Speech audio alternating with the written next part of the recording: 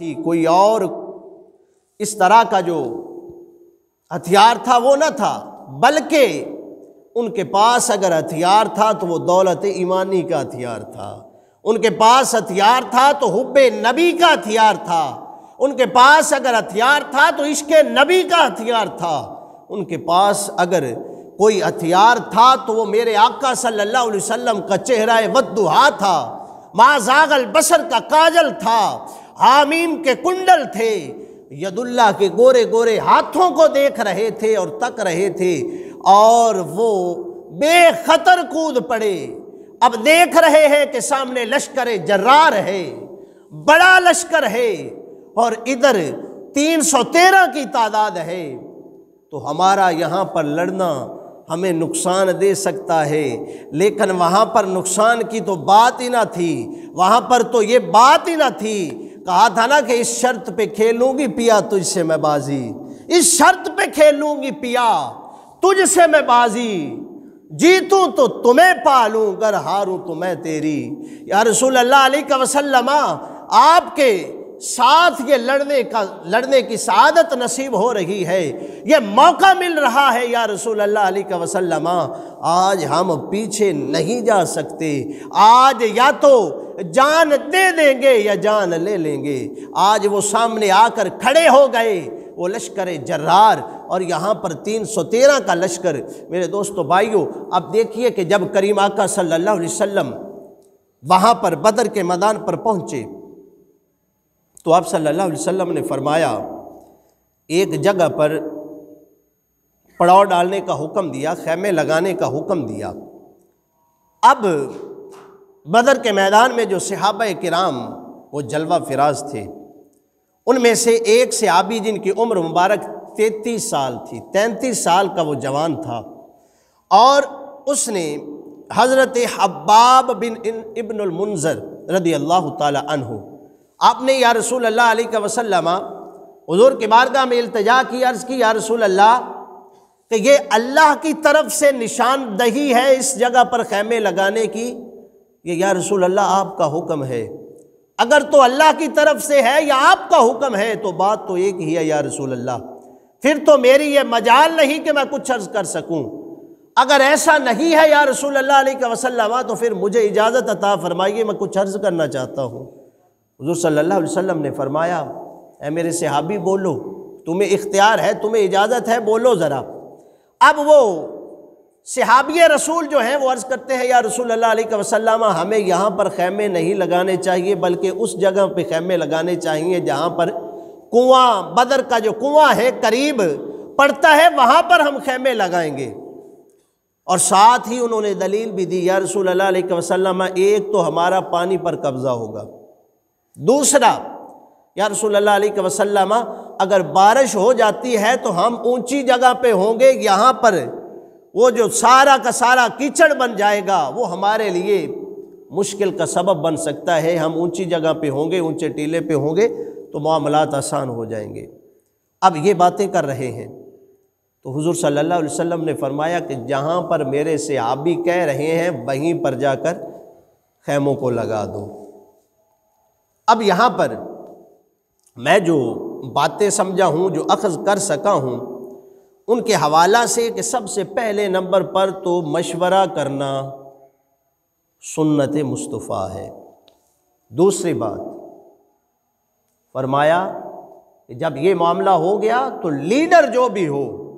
اگر کوئی دوسرا رائے دیتا ہے تو اس رائے کا احترام کرنا ہم پر لازم ہے، اور اگرچہ لیڈر نے یہ بات کہہ دی ہو، جتنا بڑا مرضی لیڈر ہو اور وہ کہہ دے بات، لیکن کوئی اور رائے اس سے اچھی آ جائے تو یہ ہمیں سنت نبوی سے مل رہا ہے کہ ہمیں اس رائے کو چھوڑ کر دوسری جو رائے ہے اس کو فالو کرنا چاہیے۔ مجھے بتائیے کہ حضور سے بڑا کون لیڈر تھا؟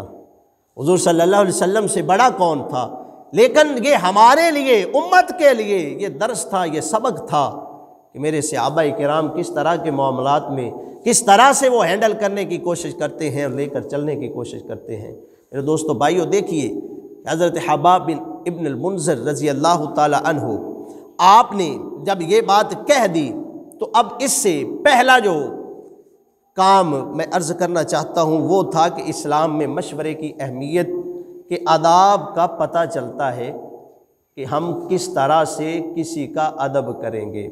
اور دوسرے نمبر پر معلوم ہوا کہ مشورہ دینے والا کوئی بھی ہو، صاحب امر کو جو حکم دینے والا ہو، اس کو اس کے مبنی بر ثواب ہونے کی صورت میں رائے میں رجوع کر لینا چاہیے۔ رائے میں رجوع کر لینے سے کوئی حرج کی بات نہیں ہے، وہ رائے کو لے لے۔ اور تیسری بات جو ہے وہ رائے دینے والا محض اپنی خواہش کا اظہار نہ کرے کہ نہیں جی اس طرح سے نہیں، اس طرح سے کر لیا جائے، نہیں، بلکہ کیا کیا جائے کہ اگر وہ رائے دے رہا ہے تو اس کے پاس اتھینٹک دلیل بھی ہو، اس کو ثابت کرنے کے لیے، اس کو ڈیفائن کرنے کے لیے اس کے پاس کوئی نہ کوئی ایسی چیز ہو کہ جس کے ذریعے سے وہ بات کر سکے۔ اب یہاں پر صحابی رسول نے عرض کی یا رسول اللہ کے خیموں کو وہاں پر لگایا جائے۔ حضور صلی اللہ علیہ وسلم کی بارگاہ میں انہوں نے کیا کہا؟ عرض کی یا رسول اللہ، ایک تو ہم پانی کے اوپر قبضہ کر لیں گے، پانی کے قریب ہو جائیں گے، دوسرا یہ ہوگا کہ اگر بارش آئے گی تو بھگدڑ جب مچے گی تو یہاں پر کیچڑ جمع ہو جائے گا، ہم وہاں پر چلے جاتے ہیں۔ اور ایسا ہی ہوا، اللہ نے اس صحابی کی اس طرح کی بات کو سنا کہ اللہ خالق کائنات نے بارش کو نازل فرما دیا، وہاں پر کیچڑ اور بھگدڑ مچ گئی، اور سارے کے سارے جو تھے وہ معاملات اب آگے آپ سنیں گے کہ کس طرح سے ان معاملات میں آگے بڑھے۔ ایک تو یہ تھی رائے، اور آپ صلی اللہ علیہ وسلم نے اس صحابی کو دعا بھی عطا فرمائی اور آپ کو صاحب الرائے کا لقب بھی عطا فرمایا کہ یہ رائے دینے والے میرے صحابی ہیں۔ اب اگلی بات، آقا صلی اللہ علیہ وسلم کے پیارے صحابی حضرت سعد بن معاذ رضی اللہ تعالیٰ عنہ، آپ بھی وہاں پر موجود تھے، آپ نے مشورہ دیا، عرض کی کہ یا رسول اللہ علیہ وسلم آپ کے لیے عریش بنا لی جائے۔ عریش مطلب کہ جناب آپ یوں سمجھ لیجئے کہ کمان پوسٹ جو ہوتی ہے، کہ جو کمانڈر ہوتا ہے اس کے لیے کوئی جگہ مختص کر لی جائے، کہیں پر بنا لی جائے۔ اب دیکھیے کہ حضور صلی اللہ علیہ وسلم آپ کو اونچی جگہ پر اس طرح کے مقام پر وہاں پر ایک کمان پوسٹ جو تھی، عریش جو تھی وہ بنا کر دے دی گئی۔ آپ صلی اللہ علیہ وسلم وہاں پر دیکھ کر کمانڈ کر رہے تھے، وہاں پر بیٹھ کر آپ صحابہ کرام کو لیڈ کر رہے تھے، آپ صلی اللہ علیہ وسلم ان کو گائیڈ کر رہے تھے، رہنمائی عطا فرما رہے تھے۔ جب یہ بات ہوئی تو حضور اکرم صلی اللہ علیہ وسلم نے یوم بدر سے پہلی شب جس گریہ زاری سے بارگاہ میں اللہ رب العزت کی بارگاہ میں گریہ زاری کرتے رہے اور رب کی بارگاہ میں التجا کرتے رہے کہ مولا آج ہماری مدد فرما، آج ہمیں نصرت عطا فرما، مولا اگر آج ہم ہار جاتے ہیں تو یہ لوگ کہیں گے کہ تیرا نبی بھی جھوٹا تھا، یہ لوگ کہیں گے کہ ان کا خدا کچھ نہ کر سکا، یا مولا آج ہماری مدد فرما، وگرنہ اس دھرتی پر، اس روئے زمین پر تیرا نام لینے والا کوئی باقی نہیں بچے گا۔ اب یہ عرضے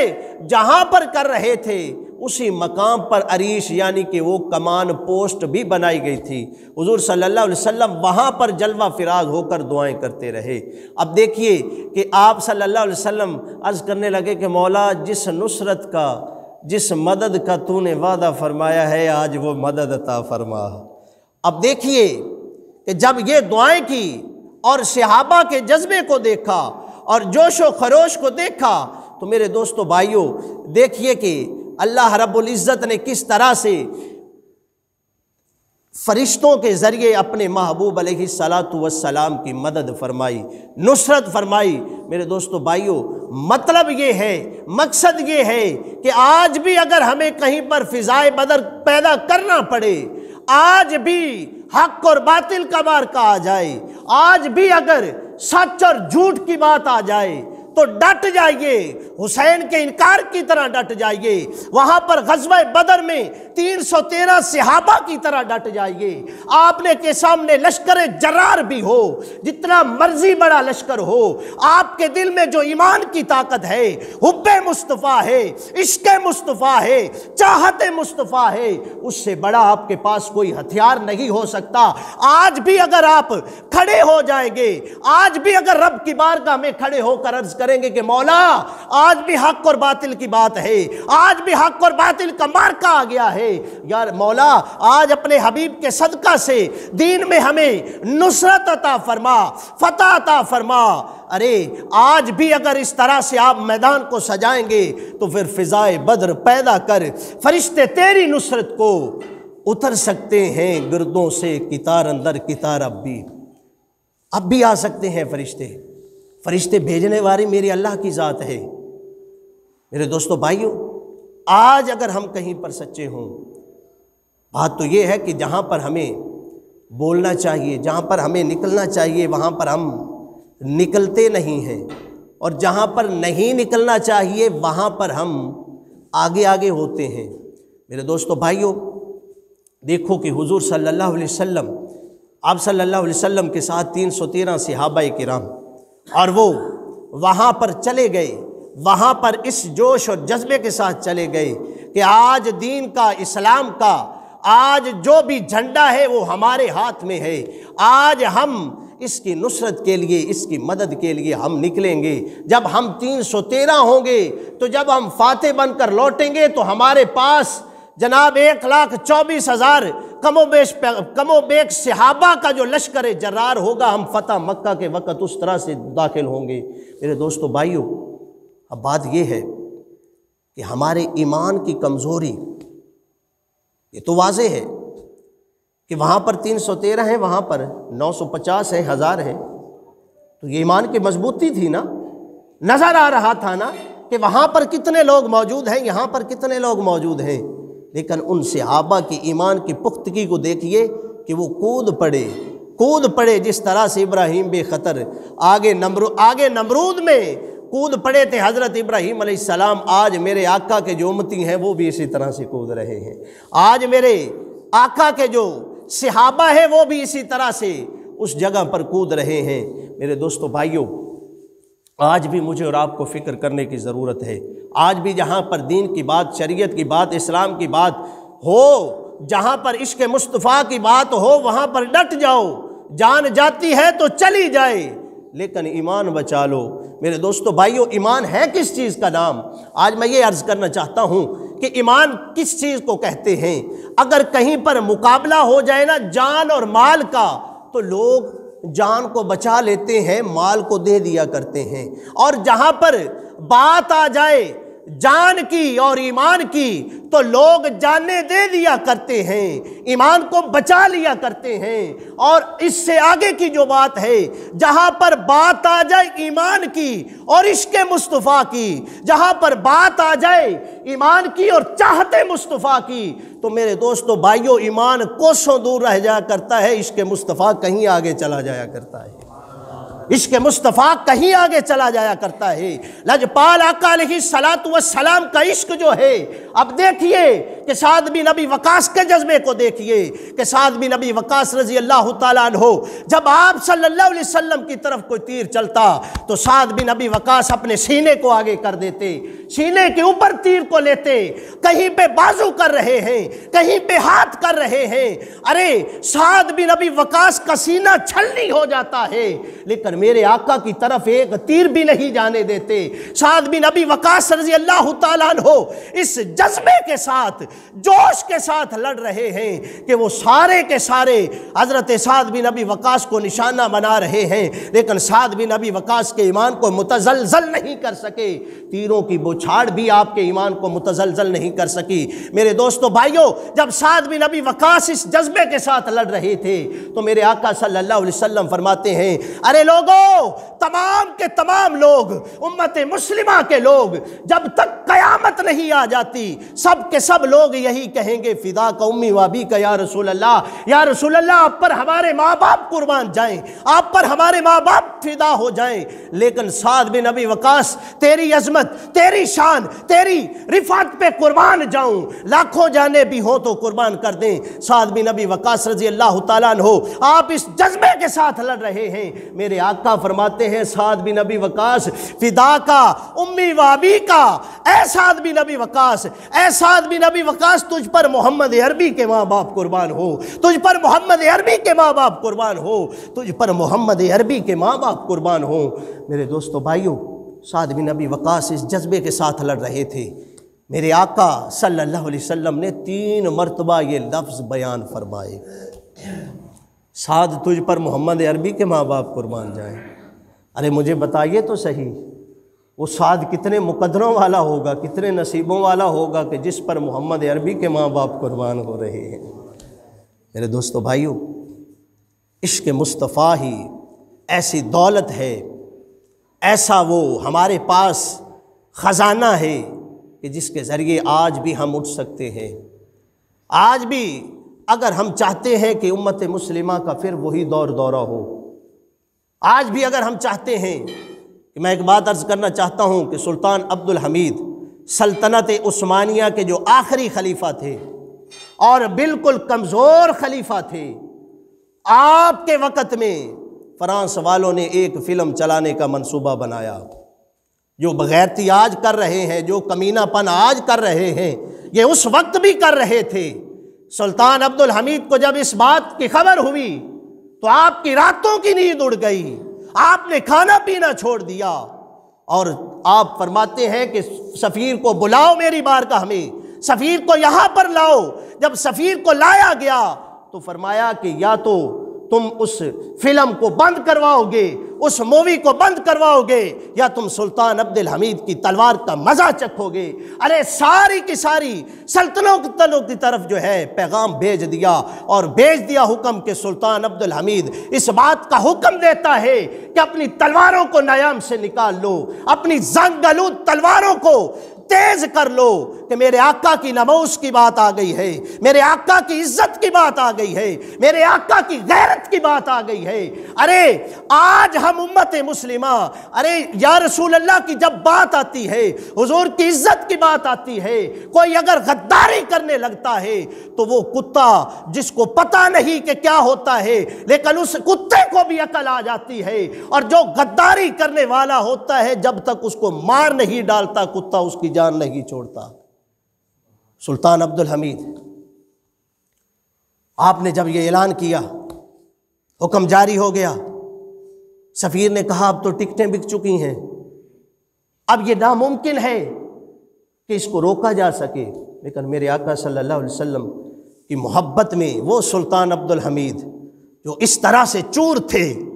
اس طرح سے مست اور محو تھے، کہ کہا چلو ٹھیک ہے، اگر تم نہیں روک سکتے تو ہم اپنی تلواروں کے زور پہ روکیں گے، تمہیں وقت دیتا ہوں۔ اپنے لشکر جرار کو تیار کر لیا اور کہا کہ سلطان عبد الحمید بھی زندہ ہو، نبی کے غدار بھی زندہ ہو، یہ کیسے ممکن ہو سکتا ہے؟ آپ نے جب تلوار کو نکال لیا اور فرانس کی طرف سے دوبارہ پیغام آ گیا کہ ہم نے اس فلم کو روک دیا ہے۔ آج میں اور آپ ریاست مدینہ کی بھی باتیں کریں، آج ریاست مدینہ کے اعلان بھی کریں، میں کہتا ہوں، یہ میں مشورہ دیتا ہوں، اے مسلمانوں، پہلے نمبر پہ آپ کو مشورہ دیتا ہوں، ان کی بات ہی بات کی ہے، چونکہ مسئلہ یہاں سے شروع ہوتا ہے، جیسی قوم ہوتی ہے ویسا حکمران ہوتا ہے، جس طرح کے قوم کے اعمال ہوتے ہیں اسی طرح کا حکمران مسلط کیا جاتا ہے۔ آج تم عشق مصطفیٰ میں اپنے آپ کو آگے لے جاؤ، آج عشق مصطفیٰ سلطان عبد الحمید کی طرح اپنے دلوں میں جا گزین کر لو، آج عشق مصطفیٰ اپنے دلوں کے اندر اس طرح سے اپنا لو، پیوست کر لو، اس طرح سے عشق مصطفیٰ کو لے آؤ۔ اگر جان جاتی ہے تو جائے، لیکن عشق مصطفیٰ کے ساتھ غداری نہ ہو، محمد عربی کے دین کے ساتھ غداری نہ ہو۔ آج میں اور آپ ایک چائے کی پیالی پہ بکنے والے، ایک چائے کی پیالی پہ اپنے آپ کو بیچنے والی قوم، اپنے آپ کو، وہ بھی تو قوم تھی نا کہ جو حضور صلی اللہ علیہ وسلم کی بارگاہ میں 313 صحابہ موجود تھے۔ یہی موضوع ہمارا چل رہا ہے، 313 صحابہ، وہاں پر 1000 کا لشکر۔ ان کو نظر نہیں آ رہا تھا کہ سینے چھلنی ہو جائیں گے، ان کو نظر نہیں آ رہا تھا کہ ہمارے بچے یتیم ہو جائیں گے، ان کو نظر نہیں آ رہا تھا کہ ہماری بیویاں جو ہیں ان کا سہاگ اجڑ جائے گا۔ ہر ایک چیز کو پیچھے رکھا، عشق مصطفیٰ کو آگے رکھا۔ آئیے ایمان کو جھنجھوڑنے کے لیے حضرت معاذ اور معوذ رضی اللہ تعالیٰ عنہ ان کے قصے کو عرض کرتا ہوں۔ اب حضرت عبد الرحمن بن ابی بکر آپ لشکر کے اندر موجود ہیں، 2 شہزادے، 2 بچے، نوعمر بچے آپ کے ایک طرف آ کر کھڑے ہو گئے اور تھوڑی سی چٹکی کاٹی اور عرض کرنے لگے کہ چچا جان ابو جہل کون ہے؟ ابو جہل کون سا ہے، ہمیں وہ تو بتائیے۔ آپ نے فرمایا کہ ابو جہل سے تمہیں کیا کام ہے، تم نے اس سے کیا لینا ہے، تم اس کا کیوں پوچھ رہے ہو؟ تو عرض کرنے لگے چچا جان ہم نے سنا ہے کہ ہمارے نبی کو گالیاں دیتا ہے، ہمارے نبی کو برا بھلا کہتا ہے، چچا جان ہم سے گوارا نہیں ہوتا کہ ہم اس زمین پر رہیں، ہمارے نبی کی شان میں کوئی گستاخی کرے اور ہم بھی زندہ رہیں۔ اس زندگی کا کوئی فائدہ نہیں ہے، اس زندگی کا کوئی مقصد نہیں ہے۔ میرے دوستو بھائیو، حضرت معاذ اور معوذ رضی اللہ تعالیٰ عنہ آپ وہاں پر موجود تھے، کم سن بچے، 9 سال یا 10 سال کی 11 سال کی عمر مبارک ہے، اور آپ کے ہاتھوں میں تلواریں ہیں، چمک رہی ہیں تلواریں، اور آپ عقابی نظروں سے تک رہے ہیں۔ حضرت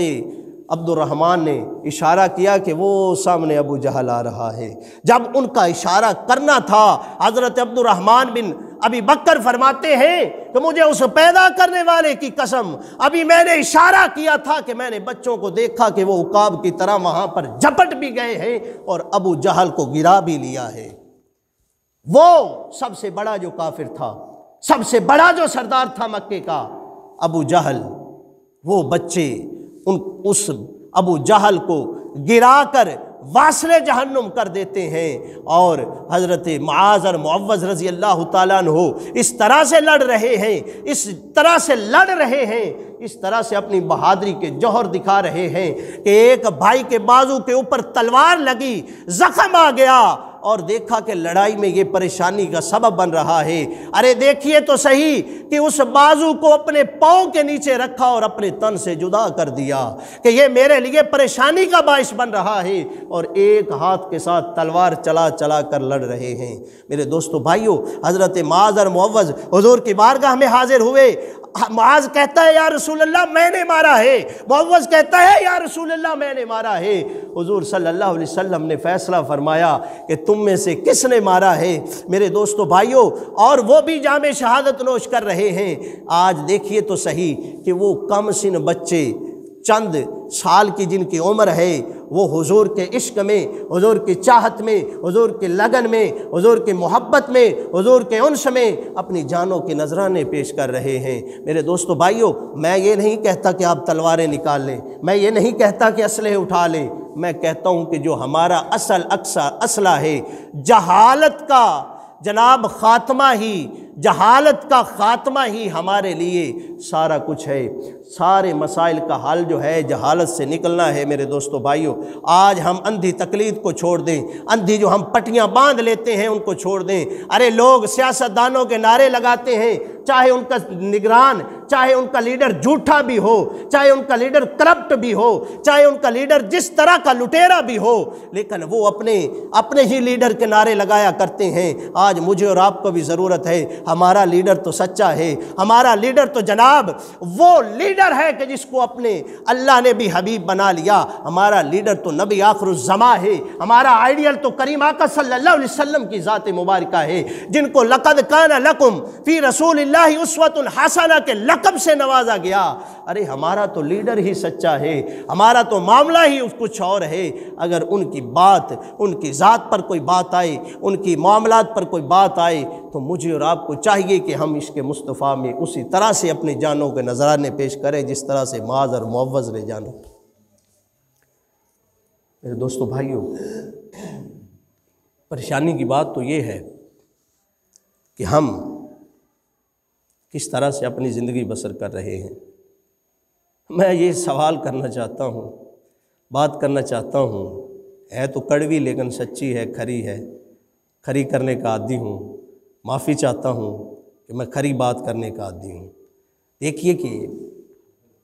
آج میں اور آپ ماہ رمضان المبارک کا مہینہ، جس کا ایک عشرہ آج مکمل ہو رہا ہے، ذرا اندازہ لگائیں، اور کچھ نہیں کہتا، میں پچھلا حساب کتاب نہیں کرتا، اس مہینے کا حساب کتاب کرتے ہیں میں اپنے گریبان میں جھانکوں، آپ اپنے اپنے گریبانوں میں جھانکیں، یہاں سے لے کر وہاں تک ہر ایک بندہ اپنے اپنے گریبان کے اندر جھانکے کہ رمضان المبارک کا مہینہ اللہ نے عطا کیا، ہم نے اس کے بارے میں کیا خیال کیا، ہم نے اس کا کتنا اہتمام کیا۔ آج میں اور آپ جناب کوئی ڈاکٹر کے پاس جا رہا ہے کہ جناب میرا یہ فلاں مسئلہ بن رہا ہے، جان بوجھ کے جناب ٹھیک ٹھاک صحت مند ہٹے کٹے لوگ روزے کو ترک کر دیتے ہیں، روزے کو چھوڑ دیتے ہیں۔ میرے دوستو بھائیوں، آج نمازوں کو چھوڑ دیتے ہیں، آج جو ہے سارے کے سارے جو معاملات ہیں رمضان المبارک میں، چلو اگے پیچھے تو ہم نے جناب شیطان کا کرنا ہوتا ہے مکالہ کہ شیطان ہمیں نہیں جانے دیتا۔ شیطان کی کیا ضرورت ہے کہ تمہارے ایمان اتنے طاقتور ہوں، شیطان تو گلی بھی چھوڑ جایا کرتا ہے، شیطان تو اپنے راستے کو بدل لیا کرتا ہے۔ تم اپنے اندر ہمت تو پیدا کرو، قوت ایمانی کو جگاؤ تو صحیح۔ لیکن آج ہم نے اغیار کو اپنا آقا بنا لیا، اغیار کو ہم نے اپنا جناب سب کچھ سمجھ لیا، اور جو ہمارے لیے اپنا تھا اس کو ہم نے پرایا سمجھ لیا۔ میرے دوستو بھائیوں، آج بھی دین کی بات کو سنیں، سمجھیں، عمل کریں، قرآن کو پڑھیں، اچھی طرح سے قرآن کو پڑھیں۔ ڈاکٹر اقبال رحمۃ اللہ علیہ سے کہا تھا نا، انگریز نے پوچھا تھا کہ مجھے بتا تو صحیح کہ مسلمانوں کو ہرانا کیسے ممکن ہے، تو آپ نے ڈاکٹر اقبال رحمۃ اللہ علیہ نے ایک شعر کے اندر جواب دیا تھا، یہ جو فاقہ کش اپنی موت سے ڈرتا نہیں ذرا، یہ جو فاقہ کش اپنی موت سے ڈرتا نہیں ذرا، روح محمدی اس کے بدن سے نکال دو۔ اگر تم چاہتے ہو کہ حکمرانی کرو تو پھر سن لو کہ جب تک ان کے دل کے اندر، جسم کے اندر، جان کے اندر عشق نبی کی روح موجود ہے، تب تک تم ان پر قبضے نہیں کر سکتے، تب تک تم ان کو